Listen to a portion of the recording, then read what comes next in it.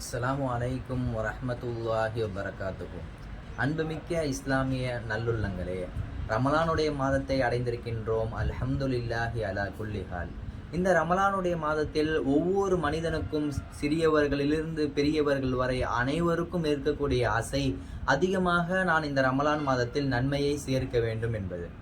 அதன் அடிப்படையில் அதிகமானவர்கள் தொழுவதின் மூலியமாகவும், நோன்பு நோற்பதின் மூலியமாகவும், குர்ஆன் ஓதுவதின் மூலியமாகவும், உம்ரா செய்வதன் மூலியமாகவும், சதக்கா, ஜகாத் என்று பல காரியங்களை இந்த ரமலானுடைய மாதத்தில் செய்து கொண்டிருக்கின்றார்கள்.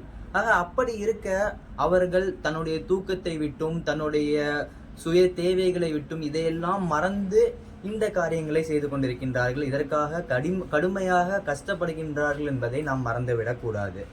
ஆக இந்த காலத்திலும் நமக்கு ஒரு ஆசை இருக்கும். ஈஸியா எப்படியாச்சும் நான் நன்மையை சேர்த்தக்கூடாதா, அதுக்கு ஏதாச்சும் வழி இருக்கா அப்படிங்கிற ஒரு கேள்வி நமக்கு வரும். நோகாம நொங்கு திங்கிறது அப்படின்னு நம்ம தமிழ்ல சொல்லுவாங்க. அப்படி ஏதாச்சும் இருக்கா அப்படின்னு பார்த்தா அதுக்கும் நபி ஸல்லல்லாஹு அலைஹி வஸல்லம் அவர்கள் நமக்கு சொல்லி தந்திருக்காங்க. ஒரு தஸ்பீஹாத்தை நபி அவர்கள் நமக்கு சொல்லி தந்தார்கள். சுபஹானல்லாஹி வ பிஹம்திஹி சுபஹானல்லாஹில் அலீம்.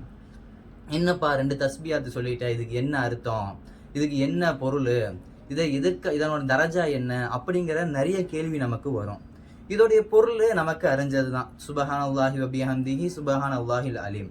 இதோடைய தரஜாவை குறித்து நபி அவர்கள் சொல்லி காட்டும் போது இவ்வாறு சொல்லி காட்டினார்கள்.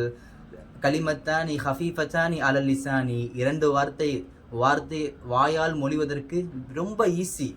அடுத்து சொல்றாங்க தகீலத்தானி ஃபில் மீசானி. அல்லாஹுடைய மீசான்ல ரொம்ப பலமிக்கதா இருக்கும் அப்படின்னு சொல்றாங்க. 3வது சொல்றாங்க ஹபீபத்தானி இல ரஹ்மானி.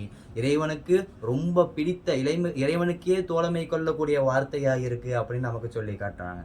ஆக அன்புமிக்கவர்களை, இப்படி ஒரு மகத்துவமிக்க வார்த்தையை நபி அவர்கள் நமக்கு விட்டுட்டு போயிருக்காங்க. இந்த ரமலானுடைய மாதம் இந்த வார்த்தையை போன்று பல ஹதீஸ்களில் பல தஸ்பீஹாத்துக்களை நபி அவர்கள் நமக்கு சொல்லி தந்திருக்கின்றார்கள். அதையெல்லாம் நாம் பின்பற்றி அதிகமாக நன்மையை இந்த ரமலான் மாதத்தில் சேர்த்து அல்லாஹுடைய அந்த உறவை நாம் வலுப்படுத்திக் கொள்ள வேண்டும். அப்படிப்பட்ட மாதமாக இந்த மாதத்தை அல்லாஹு தாலா ஆக்கி அருள் புரிய உதவி செய்வானாக. அஸ்ஸலாமு அலைக்கும் வரஹ்மத்துல்லாஹி வபரகாத்துஹு.